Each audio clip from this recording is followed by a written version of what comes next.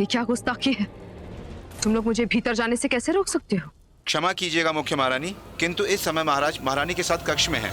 हम आपको भीतर नहीं जाने दे सकते। ये क्या बकवास कर रहे हो तुम? तुम्हारा दिमाग तो खराब नहीं हो गया? इस वक्त महारानी यानी कि मैं तुम्हारे सामने खड़ी हूँ, तो तुम्हें भीतर महाराज के साथ कैसे हो सकते हो? क्षमा कीजिए मुख्य महारानी, किंतु हम आपकी बात नहीं कर रहे थे, अपितु हम तो महारानी नंदिनी की बात कर रहे थे।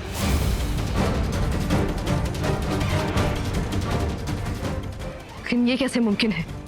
नंदिनी तो महल छोड़कर जा चुकी थी। किंतु अब वो महल वापस आ चुकी हैं।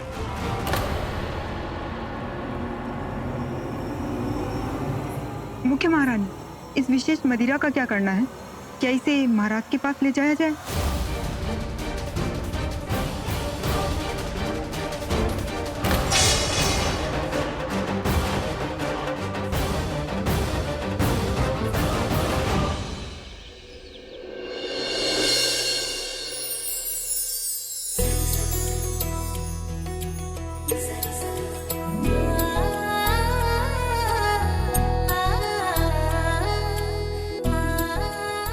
कितनी देर हो गई आज मुझे उठने में। बिंदुसार की औषधि का भी समय हो चुका है।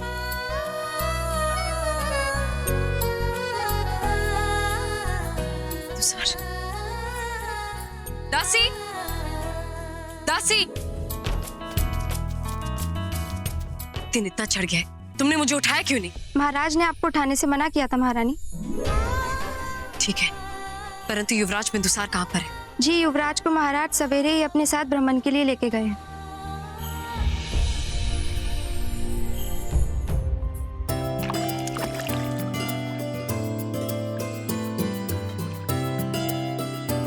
कितने सुंदर, कितने प्यारे लग रहे हैं।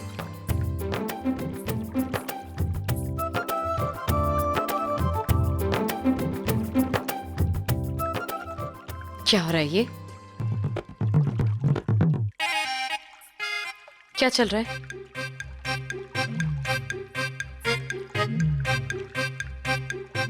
क्या देख रही हो? हाँ महारानी, हम तो बिंदुसार को देख रहे हैं। हाँ, अवश्य ही। एकांत, एकांत, एकांत।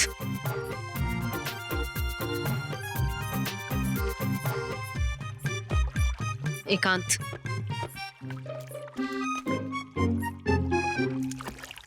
चंद्र, ये क्या हो रहा है? कुछ नहीं, पिता पुत्र एक साथ मिलकर स्नान कर रहे हैं। वो तो मुझे दिखाई दे रहा है, परंतु वस्त्र कहाँ है? अब नंदिनी वस्त्र पहनकर स्नान कौन करता है? चंद्र, सब देख रहे थे। तो कोई बात नहीं, देखने दो। हाँ, देखने दो, और ये देह का प्रदर्शन चलने दो। नहीं तो उसमें बुराई क्या है? सब हमारे बिंदुसार से इतना प्रेम जो करते हैं कि सब उसे स्नान करता हुआ देखने आए हैं, है ना? मैं बिंदुसार की बात नहीं कर रही हूँ। लाओ, इसे मुझे दो। तो तुम्हारा अर्थ है कि तुम मेरी बात कर रही हो। किंतु नंदिनी, हम तो एक दूसरे से अपरिचित हैं, और यदि अन्य स्त्रियां मुझे स्नान करता हुआ देख रही हैं तो फिर तुम्हें बुरा नहीं लगना चाहिए। मेरे कहने का वो अर्थ नहीं था। मुझे बिल्कुल भी बुरा नहीं लग रहा है। तो मैं सोच रहा हूँ क्यों ना आज इसी भांति महल में इसी प्रकार घूमूं आज मैं पूरा दिन। नहीं चंद्र, तुम जाओ और जाके अपने वस्त्र पहनो। मैं एक राजा हूँ, और राजा होने के नाते मेरा निर्णय है कि आज इसी भांति मैं सबके समक्ष पूरे महल में दिन भर इसी भांति घूमूंगा। ठीक है, जाओ, पूरे महल में ऐसे भ्रमण करो। जाओ।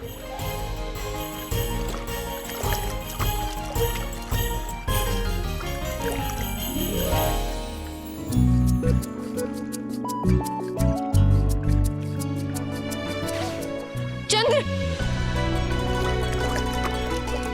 चंद्र, तुम एक राजा हो, किंतु तुम्हें तनिक भी शिष्टाचार नहीं। कम से कम बिंदुसार के पिता होने के नाते तो थोड़ा सम्मान रखो और अपने वस्त्र धारण कर लो।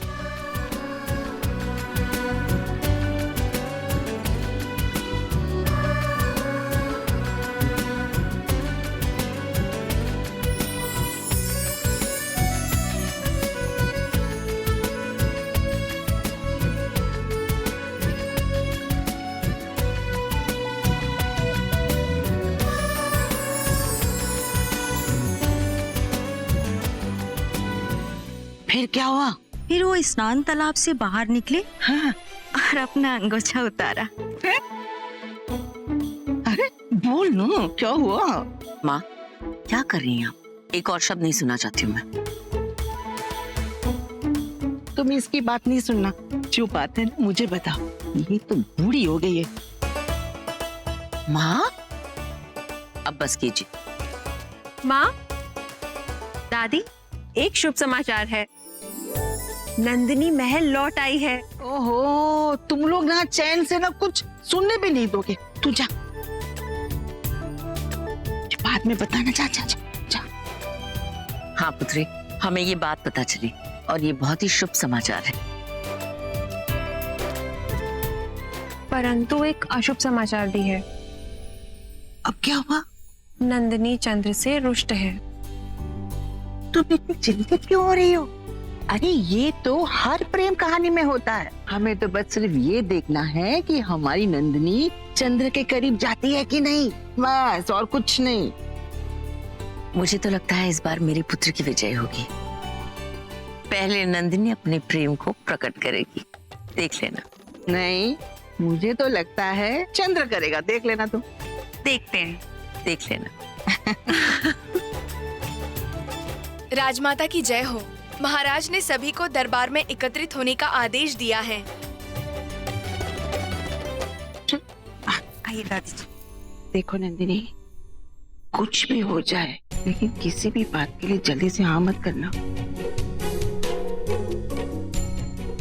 एक और बात, बुरा नहीं मानना, हमें सब पता है क्या हुआ था। हमें तो वो भी पता है कि उस दिन हमाम में चक्रवर्ती सम्राट महाराज चंद्रगुप्त मौर्य पधार रहे हैं।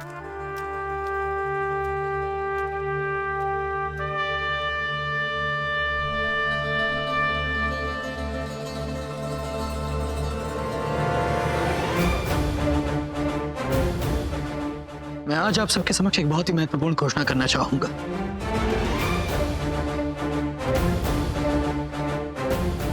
कि मुझसे भूतपूर्वक राजाओं ने भी मुख्य महारानी का चुनाव किया। मुख्य महारानी वो होती हैं जो महाराज के हर एक निर्णय में उनका साथ देती हैं, जो अपनी प्रजा और अपने राज्य के प्रति अपना हर उत्तरदायित्व निभाती हैं। इसलिए आज बड़े ही गर्व के साथ मैं पुनः मुख्य महारानी का चुनाव करना चाहूंगा।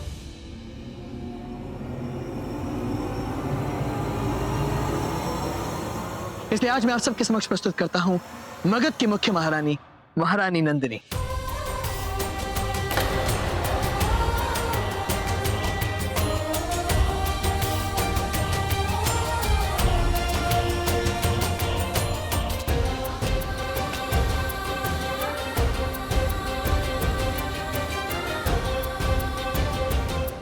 आइए नंदिनी, ताकि मैं मुख्य महारानी के अधिकार आपको सौंप सकूं। क्षमा कीजिए महाराज, परंतु मुझे नहीं लगता कि मैं वो रानी बन सकूंगी जो रानी आप मुझे बनाना चाहते हैं।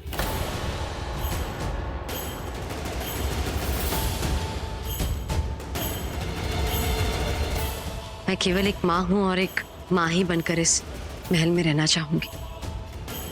क्या मैं इसका कारण जान सकता हूँ? अवश्य महाराज।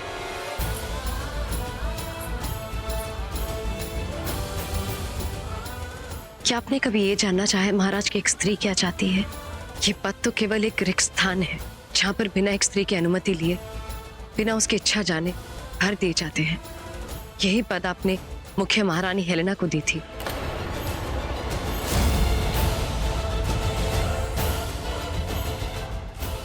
और अब आप उनसे छीनकर मुझे दे रहे हैं। और हम स्त्रियां केवल प्रस्तुत हो जाती हैं, प्रतीक्षा करती हैं कि आप कब आए और हमारा भाग्य चुने।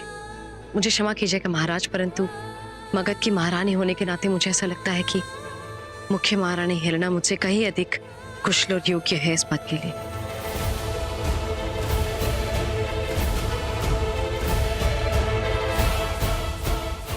मुझे ये पद अस्वीकार्य है।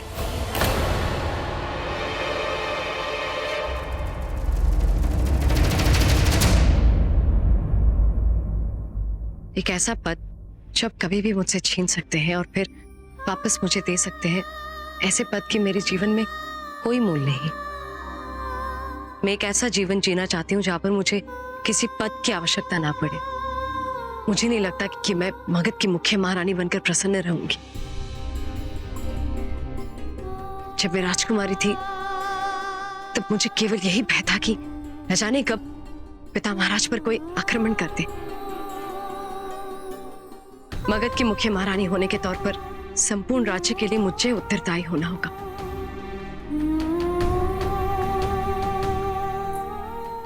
मैं इस राज्य से और अपनी प्रजा से बहुत प्रेम करती हूँ, परंतु मुझे ये पद अस्वीकार्य है महाराज।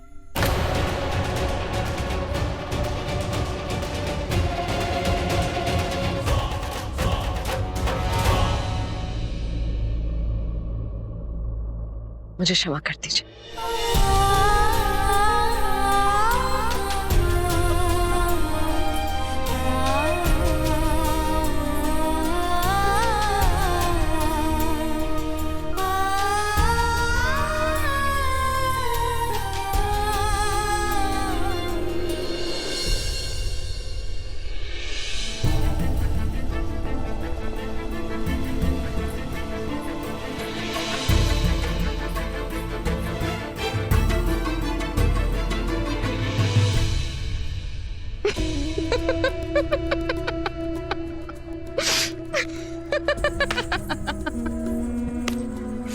वाह, आप हैं सम्राटों के सम्राट महाराज चंद्रगुप्त मौर्य, वो सम्राट जिसकी बात स्वयं उसकी पत्नी भी नहीं मानती।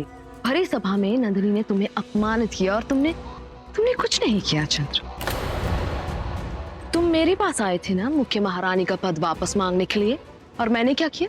मैंने चुपचाप खुशी खुशी वो पद नंदिनी को दे दिया। तुम्हारी खुशी के लिए चंद्र, अपने पति के लिए, क्योंकि महाराज का निर्णय मानना ही मेरा फर्ज है। और नंदिनी, उसने क्या किया? हाँ,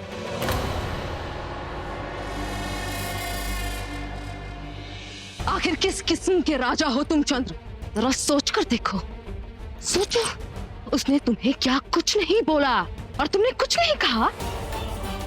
एक बार भी पलट के तुमने कोई प्रतिक्रिया नहीं की। भरी सभा में उसने कहा कि तुम उसे उसकी जिंदगी में नहीं चाहिए हो। उसे तुमसे कुछ नहीं चाहिए और ना ही उसे तुम में कोई दिलचस्पी है। आज तक मैंने कभी तुम्हें अपमानित नहीं किया, लेकिन उसने तुम्हें अपमानित भी किया और तुम्हारा दिया हुआ पद लेने से सबके सामने तुम्हें इनकार भी किया।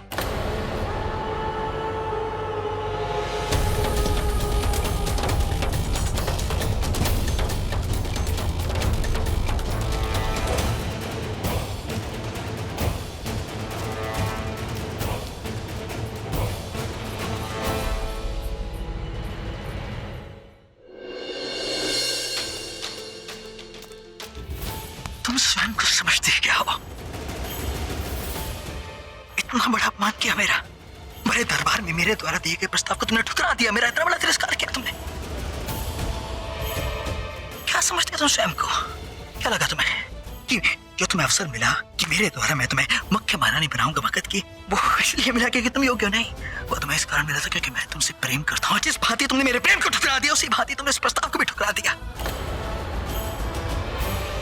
नंदिनी, मगध सम्राट होने के नाते मैंने वो निर्णय लिया था, और जो लोग अपने उत्तरदायित्व को स्वीकारते नहीं ना, वो लोग कायर होते हैं। और इस बात एक कायर से मैं अपना अपमान स्वीकार नहीं करूंगा। किस बात से आपत्ति तुम्हें कि मैं एक राजा हूं? किंतु तुम्हें ये बात स्वीकार करनी होगी कि मैं एक राजा हूं और निर्णय लेने के अधिकार मेरे पास है, तुम्हारे पास नहीं है। समझी? मैं हूं जो इतना प्रेम करता हूं तुमसे, और तुम इतनी ईर्ष्या क्यों करती हो मुझसे? चंद्र, बस। तुमने मदिरा पान किया है। तुम इस समय बात करने की स्थिति में नहीं हो। तुम्हें बिंदुसार की देखभाल करनी चाहिए और तुम यहाँ नशे में धुत बड़ी बड़ी बातें कर रहे हो। तो तुम मुझसे ऐसे बात नहीं कर सकती हो नंदिनी। किसने अधिकार दिया तुम्हें? उत्तर दो मेरी बात का। किसने अधिकार दिया तुम्हें? पीछे रहना खड़ी, वो मैं देख रही। क्या? जो देख रही है? मुझे नहीं पता, मैं केवल उसे दिखाने के लिए स्वांग कर रहा हूँ। तो इस वक्त मेरे साथ दो। तुमने तो मदिरा पान कर नहीं नहीं नहीं, मैंने मदिरा पान नहीं किया, मेरा विश्वास करो। देखो मैं तो केवल फलों का रस पी रहा था। अच्छा चल सुनो, कल संध्या काल को मुझसे मिलना। मुझे तुमसे एक बहुत ही महत्वपूर्ण बात करनी है। नहीं मिलना। नंदिनी कृपा कर मुझसे मिलना, मुझे तुमसे बात करनी है। मैं कल संध्या काल को देख लूंगा तुम्हें।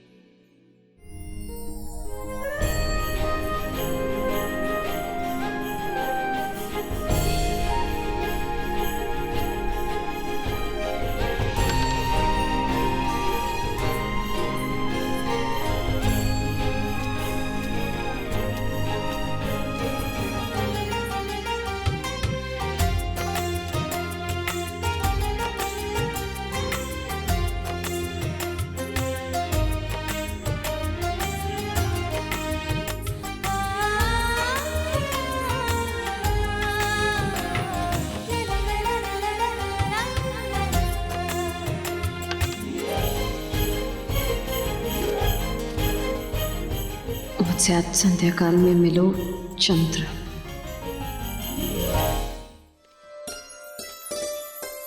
प्रणाम महारानी, ये आपके लिए है।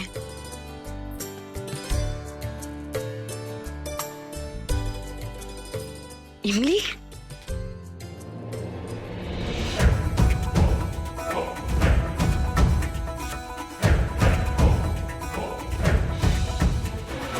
मुझसे आज संध्या काल में मिलो चंद्र।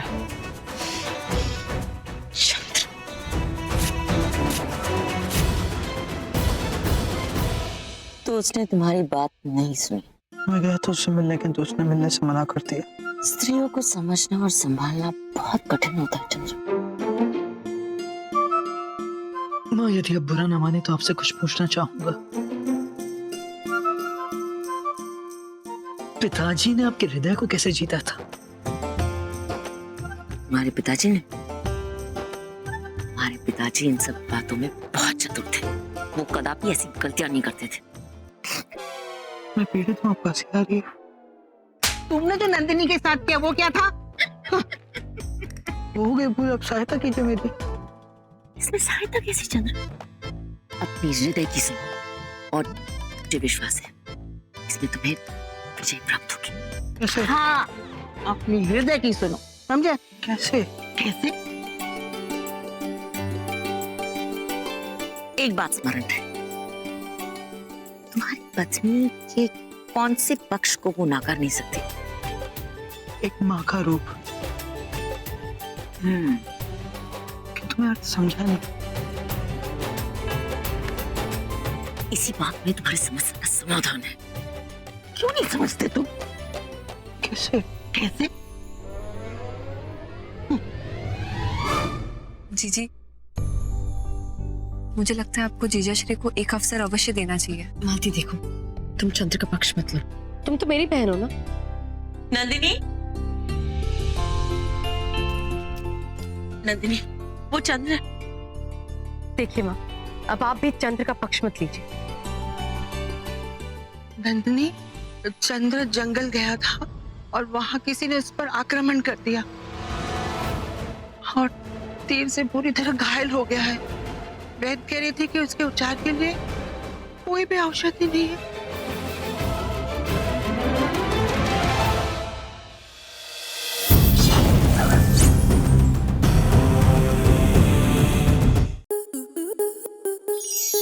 स्टार प्लस के ऐसे ही और बेहतरीन लम्हे देखने के लिए सब्सक्राइब करें हमारे YouTube चैनल को।